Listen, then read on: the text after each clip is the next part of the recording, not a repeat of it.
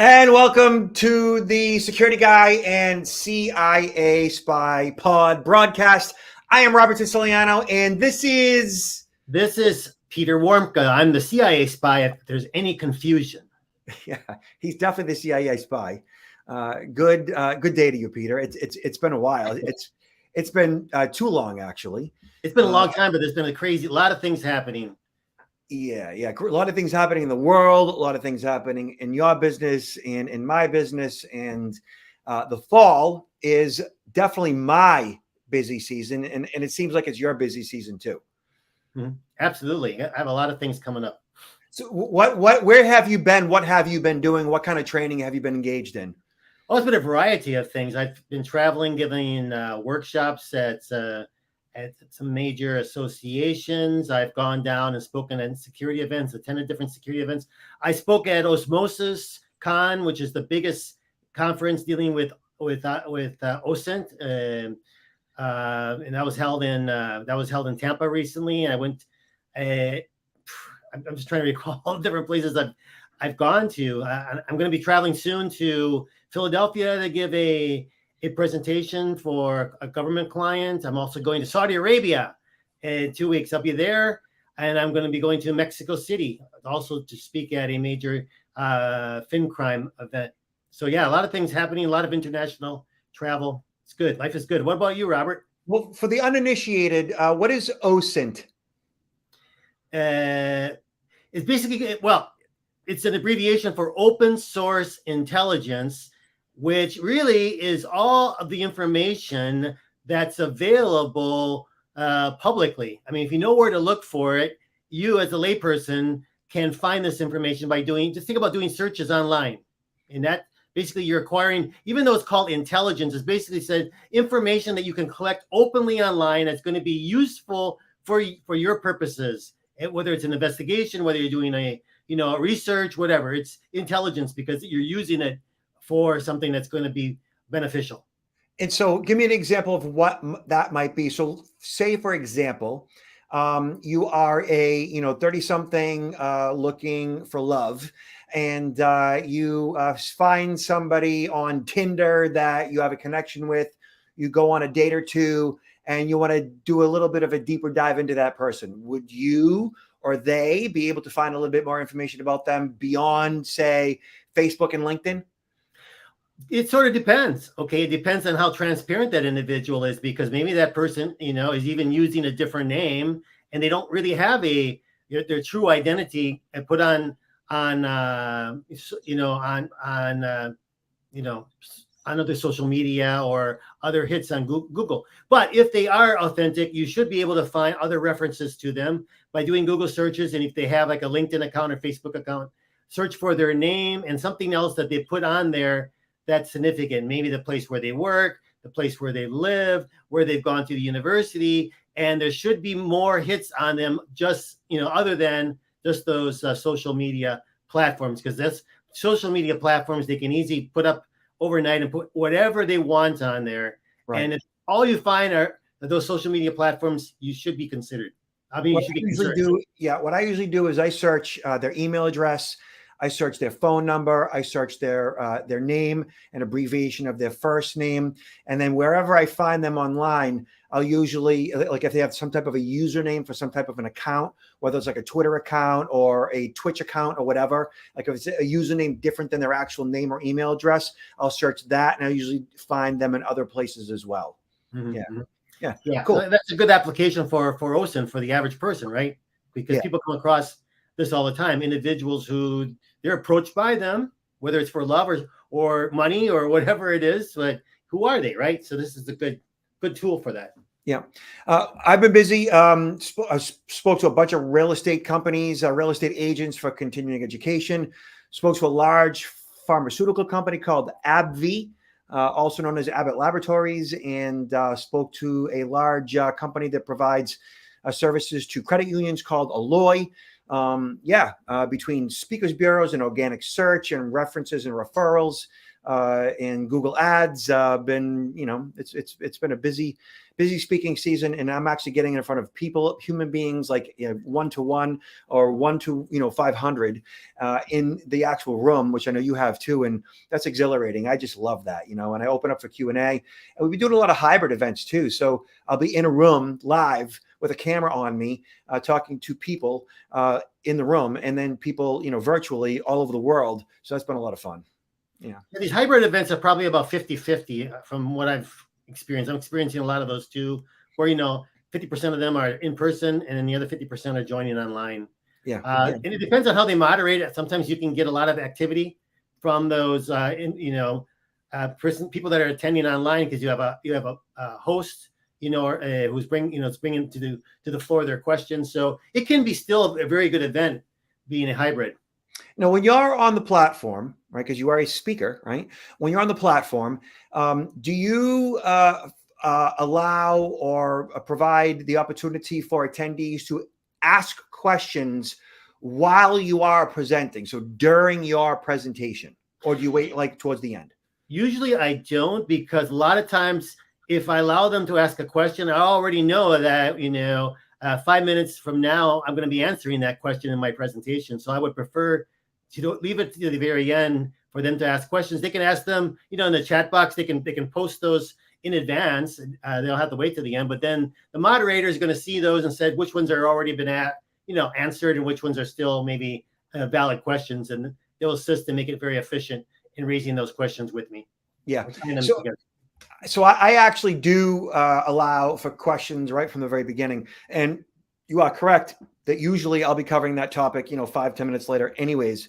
But I find that for me, at least, if that question comes about, I want that person to have the opportunity to ask it right there and then. I might say to them, I'm going to get to that in 5 minutes, or I might, respond to it right away, because I find that it facilitates engagement, especially if it's online. If it's online and somebody has a question and I answer it right away, I know they're going to pay that much more attention. That's and true.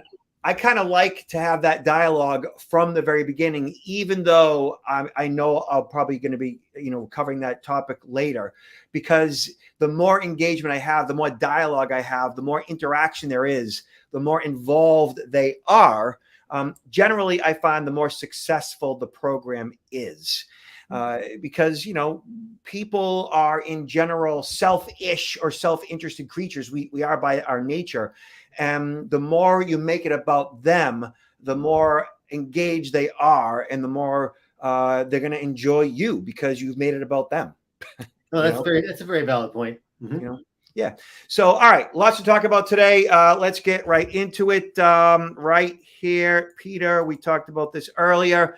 So the Hastings Tribune in Ohio talks about mail thefts surge nationwide. A rash of local mail thefts coincides with a reported 17-fold nationwide increase in checks stolen from the U.S. mail posted for sale online, as officials representing Postal Service police say they are hamstrung in arresting perpetrators. Frank Albergo, national president of the Postal Police Officers Association, said mail thefts arrests dropped from more than 2,000 in 2019 to 1,200 in 2022 after a federal policy restricted their arrest powers in 2020. Well, there you go. So stolen checks are being posted online. David Maimon, director of evidence-based cyber research group at Georgia State, leads a team that tracks criminal behavior online.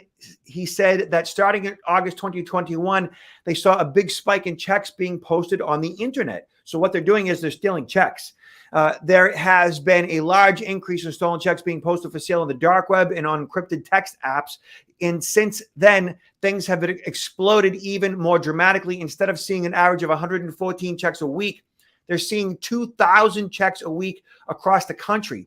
He said in states like California, Florida, New York, and Texas, but now checks from people in Midwest are becoming common. He said organized crime groups are doing it at this point. They have been, they have people who rob the mail carriers for their mailbox keys People who are going to the mailbox and emptying the mailbox and taking them to a hideout, usually a cheap hotel room where criminals sort through the mail, look for the checks and look for credit cards. And then once they find, they usually wash the checks.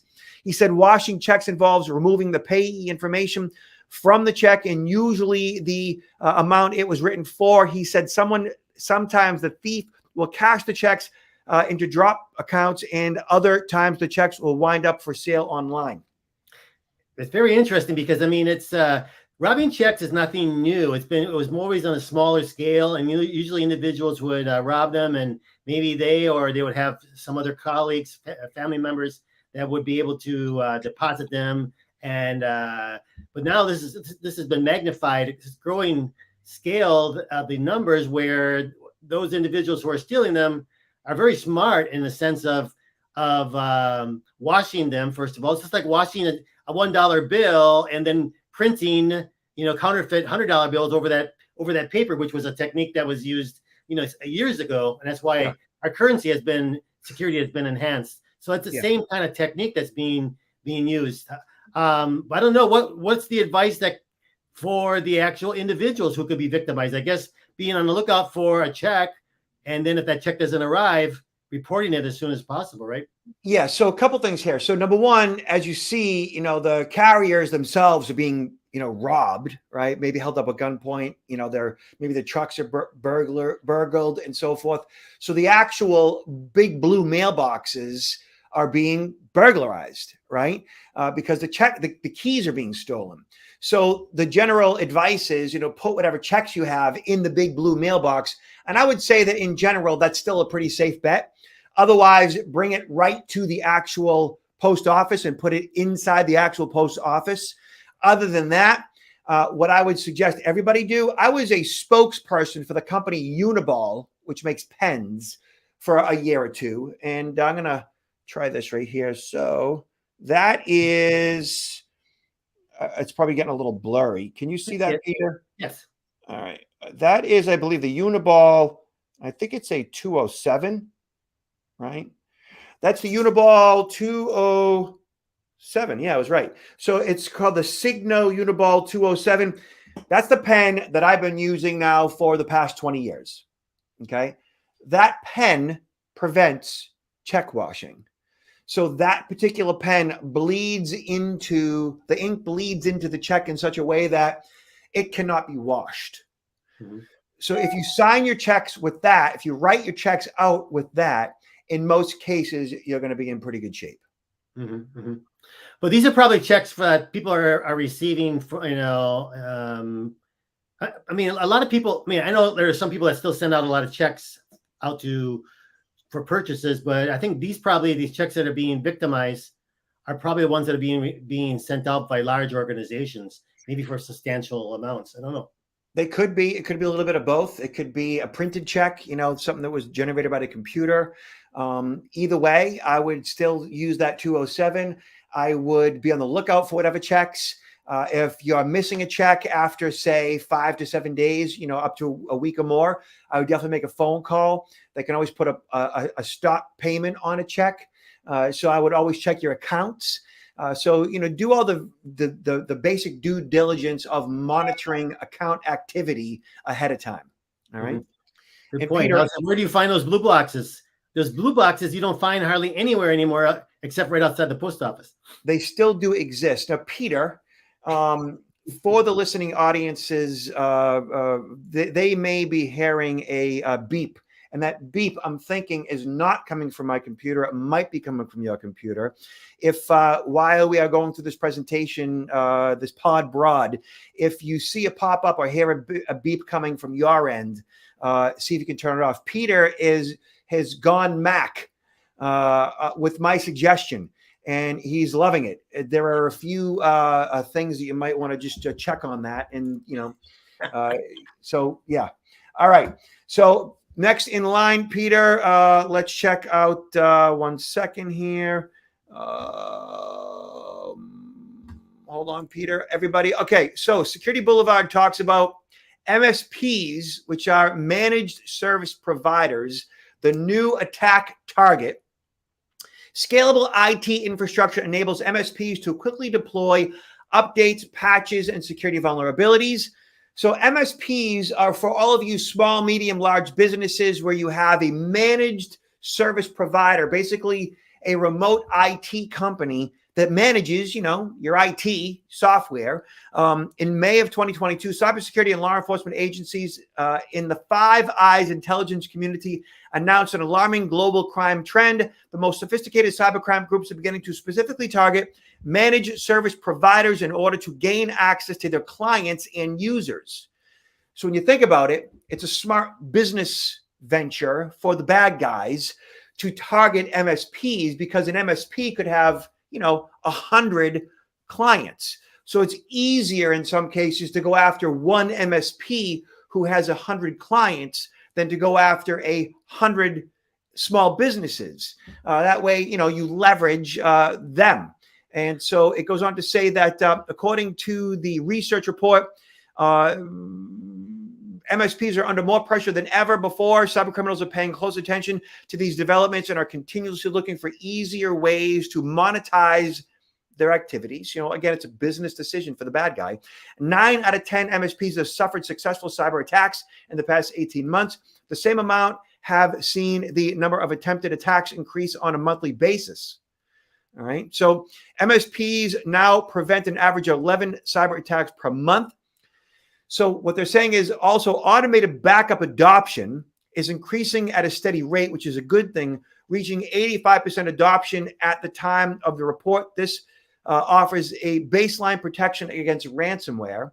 So both the MSPs are backing up and the small, medium, and large businesses are backing up, which means that even if the MSP is hacked or the small business is hacked, if you are doing an automated backup redundantly in multiple places, both virtually and locally, generally you should be in pretty good shape in regards to recovering your data should you have ransomware or they have ransomware.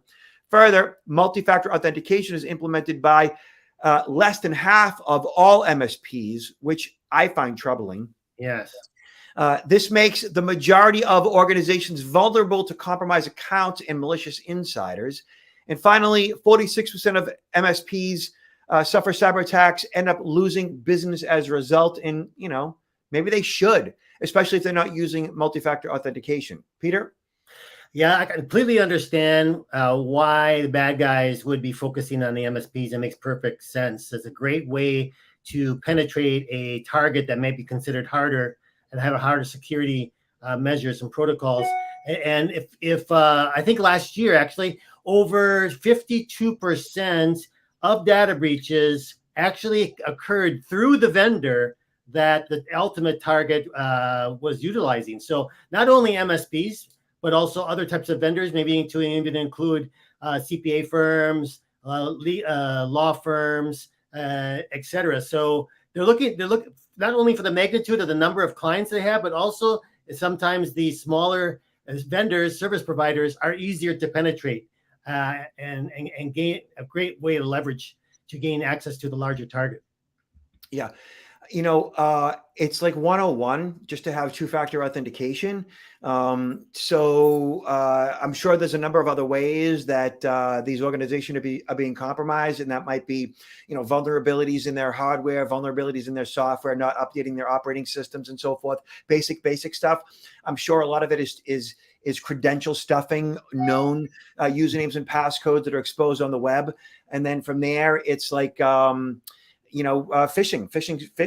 You get a spammy communication from whoever, and you click on it and you end up going down some rabbit hole. So for you small businesses, make sure that you have what's called a CISO, which is a Chief Information Security Officer. That CISO could be on site or it could be a VCISO, a virtual Chief Information Security Officer. Essentially, that would be somebody that would be, a couple guys in a briefcase or a small firm that remotely manages your network, looks for those vulnerabilities, and actively works to patch those vulnerabilities. Having that in addition to a managed service provider would be a smart way of doing business. Okay. Absolutely. Mm-hmm. Yeah. All right. So let's give me 1 second, everybody. Peter, check out this. This is just beyond nuts. So we're going to kind of detour a little bit. Dads shoot at each other in traffic, injure each other's daughters, says the sheriff. That's This is insane. Fox. Yeah, this is Fox 13 in Tampa Bay.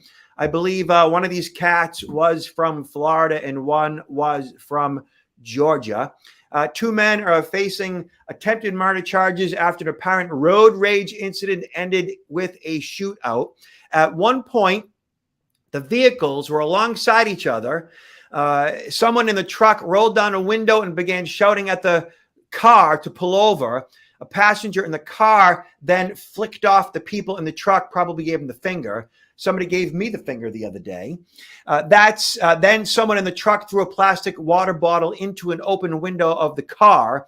That's when I believe the guy in his car grabbed his gun and fired one shot at the truck, speeding off. And then police said he fired his gun to get out of the whole situation. The bullet from the gun hit the 5-year-old girl in the leg. And then when the guy in the truck's daughter got shot, he began speeding to catch up with the car. And then the car guy, the Nissan, pulled out a gun and fired several rounds in the direction of the car. Yeah. And then Lepper said 3 of the bullets hit the car, one hitting a 14-year-old in the back seat, hitting her in the back, causing a collapsed lung.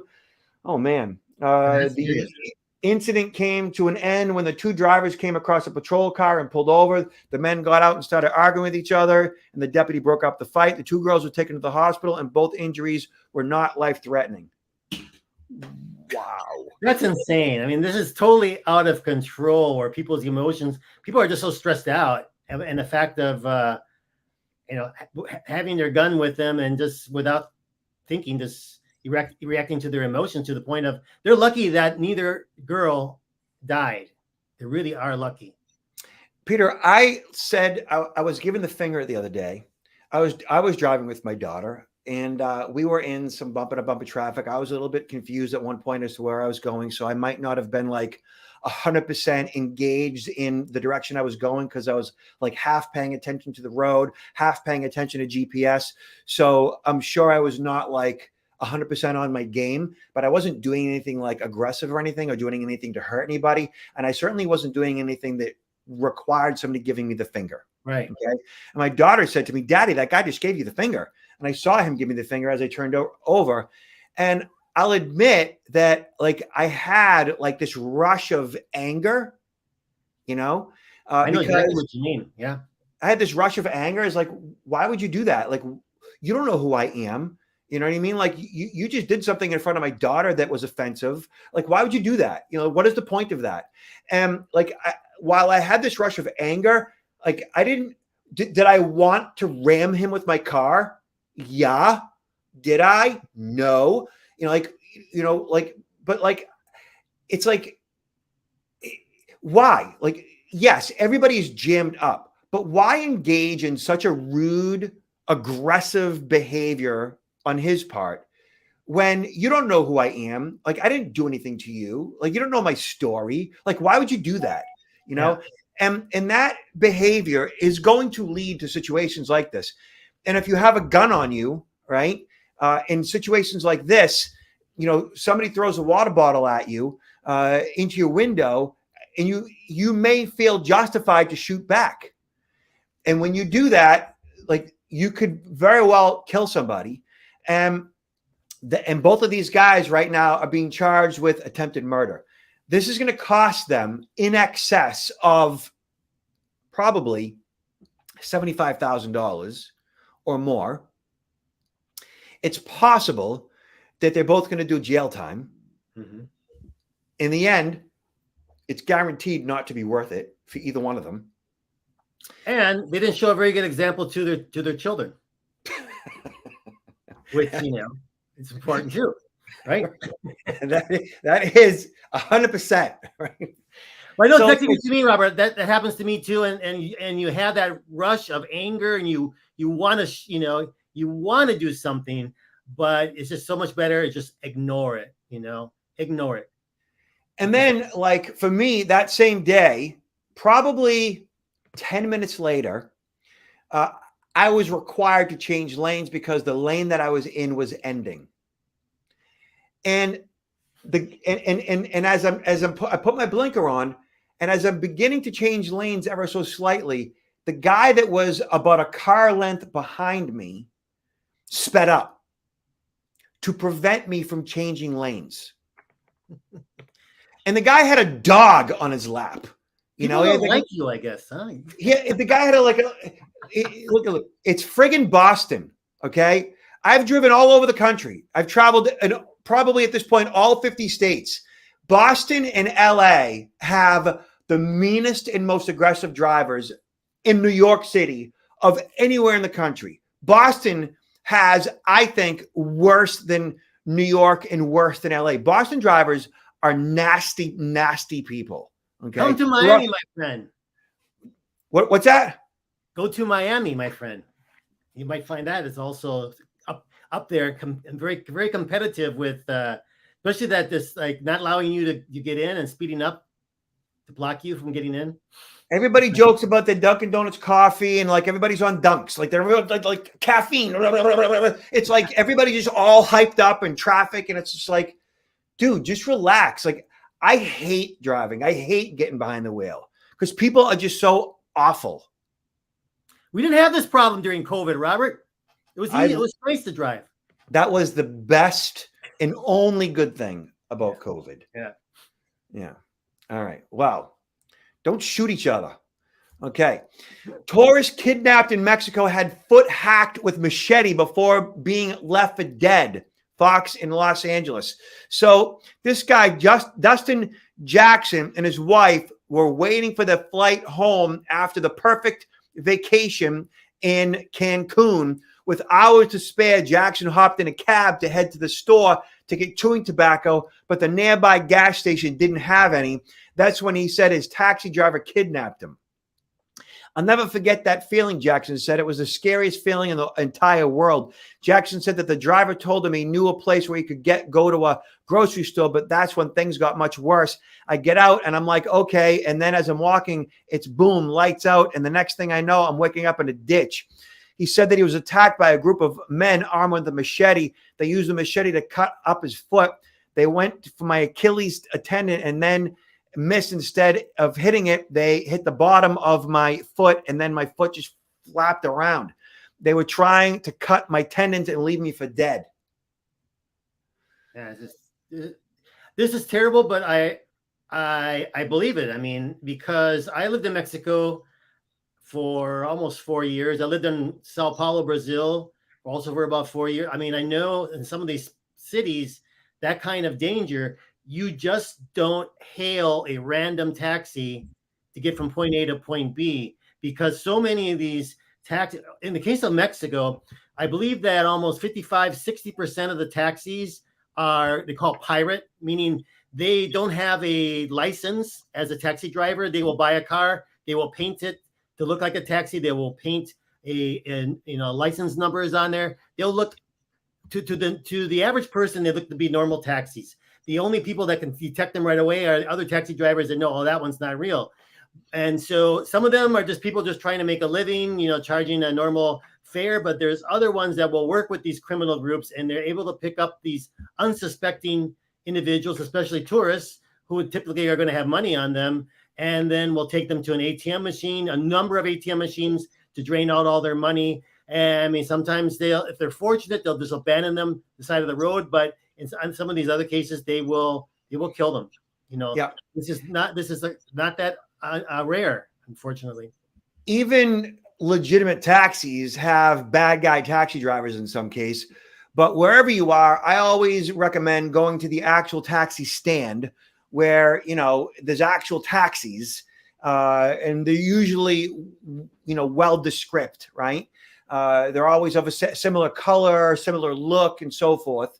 You can always get recommendations from hotels and resorts as to, a taxi, or have them call a concierge, call a taxi for you.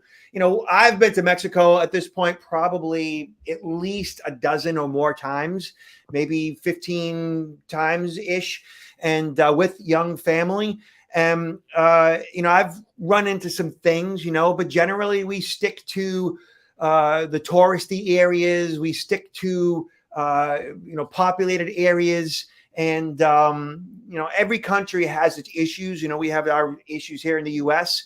One thing's for sure, just always try to do business with those that are catering to Americans or Canadians. If in fact you're going to Mexico, because they cater to mostly Americans and Canadians, and that way, like, they're literally speaking your language, English, and they understand what your fears and concerns are. And even a place like Cancun, which historically has not had the same problems as, say, Mexico City and Jalisco and other parts of Juarez and so forth.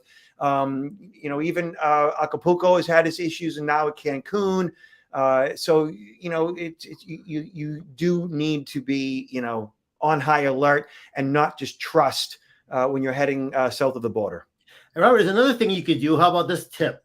When you're going to get into a taxi, before getting in, go behind the taxi, take a picture of the taxi with the taxi's license plate number, and make sure the taxi driver sees you doing this. This way, they're more than likely not going to take a chance on trying to take advantage of you, whether it's, this case, it was very, very extreme, where he almost lost his life. But many times these taxi drivers are going to try to overcharge you or other things like that. But if you do that, they're going to be concerned that they can get reported. So it's just a tip that I learned from someone when I was traveling in Vietnam, actually. And I thought that was a pretty good technique that could be done in lots of parts of the world. Yeah, agreed. Thank you, Peter. That was a good one. And you would know. You're a world traveler. All right. Last but not least, an imposter. Gizmodo talks about an imposter claiming to be an astronaut wooed a Japanese woman into paying for a return ticket to Earth. This can't be real. Peter, it's real. All right. So the space romance unfolded through Instagram, but the victim soon grew suspicious of the astronaut's monetary demands. A 65-year-old woman in Japan paid the equivalent of 30 grand in a recent online scam that defied gravity. That's creative, pun intended. The con artist tricked the woman into believing that he was a Russian astronaut who just couldn't afford a ticket back to Earth, local media in Japan reported. The pair started corresponding through Instagram in June, and the scammer claimed he was a cosmonaut aboard the ISS. He blamed poor cell service aboard the orbiting space station for his lack of communication at times. Things between them quickly escalated when the fake astronaut professed his love to her, claiming that he would want to marry her once back to Earth. Except there was one problem. He simply could not get off the ISS unless he had enough money for a ride back to Earth. It's not funny, Peter. MySpace? It's not funny. Well, no, it's not. I mean, yeah, it didn't happen to me, so it's so. I find it very humorous, but it is sad, and I feel sorry for this lady who really got taken advantage of. Yeah. At least it was reported, and we can, other people can learn about some of these things. He took her for $30,000, right? A minimum $30,000. Okay. Yes. As soon as people see this, they go, how dumb could you be? How stupid is she? Like, here's the deal, right? I think she's a good person. Oh, yeah, no doubt. Right? She's a good person. I think she's a nice person. And I think that, like, when you see these stories, when anybody sees these stories, the first thing you need to say is, that is unfortunate. That poor woman, she must be a really good person. And you learn from these situations, because ultimately she has a kind and good heart, right? Mm-hmm. She wanted to help somebody. And what did she ultimately want to accomplish through this situation, right? She just wanted love. She just wanted to be loved, and she's just lonely. And when you are lonely, we make bad decisions. Loneliness trumps common sense all day long, right?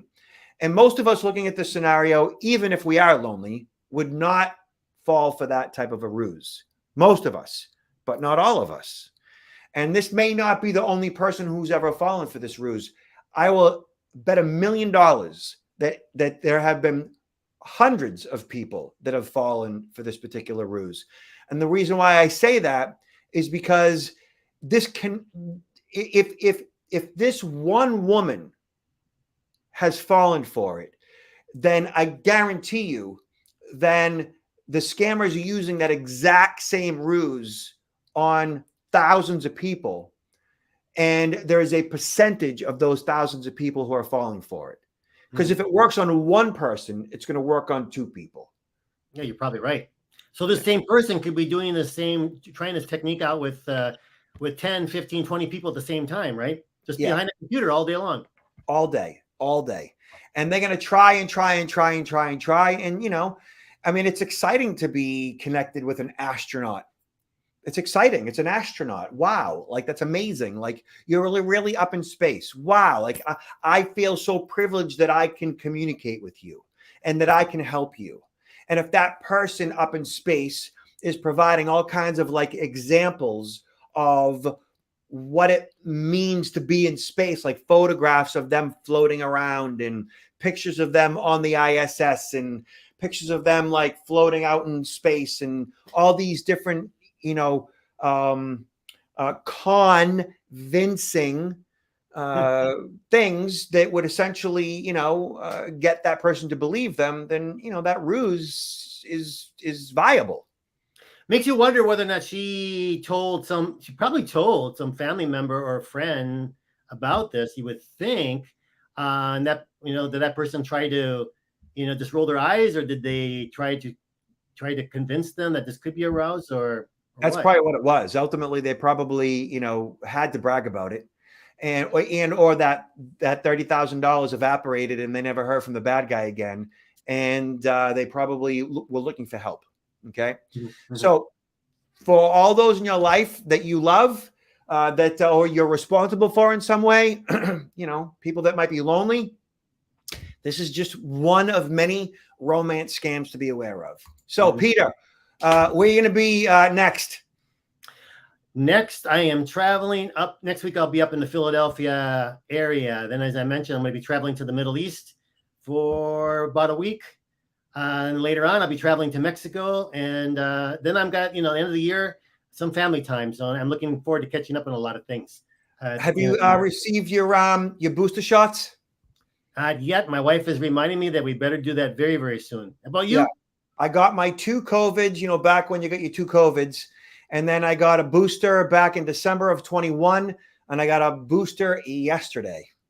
Good. No, we should recommend everybody consider that. It's very important. I got a booster yesterday along with the flu shot. And here I am presenting in front of thousands of people, and I feel fine. That's great. Yeah. And I would suggest you do the same thing, especially before you start traveling, Peter, because everybody that I know that has gotten sick recently, some of them have had their booster, and they're saying and some of them have been sick a few times. And what they're saying is that this particular strain is not as severe, but it's lasting longer. Mm-hmm. So they're dealing with the effects of it for, as much as 2 weeks. Mm-hmm. Yeah. Okay. Yeah. And so check out at counterintelligence-institute.com for Peter, and check out his books, Confession of a Spy, The Art of Human Hacking. And you can see me these days at protectnowllc.com. And what I would also encourage you to do is to head to our About Us and scroll down to the bottom and see all of our testimonials from our Google business page. There's a scrolling bar down there, and you can see how fantastic and wonderful I am, or at least what people say about me in my presentations. And feel free to leave a testimonial on Google, as long as it's a nice one. Don't spam me and be nasty. I'd appreciate that. If you have something, don't give Robert the virtual finger either. Yeah, I mean, come on now, just be nice to everybody. Peter, last words. Yeah, be nice to everybody and get to know other people, because people won't be as easily scammed by others if you get to know what's going on in their life, and we communicate with each other and share. We can give good advice and All right, take good advice. everybody. Nice to see you, Peter. Stay safe out there, everyone. Thank you too. Take care.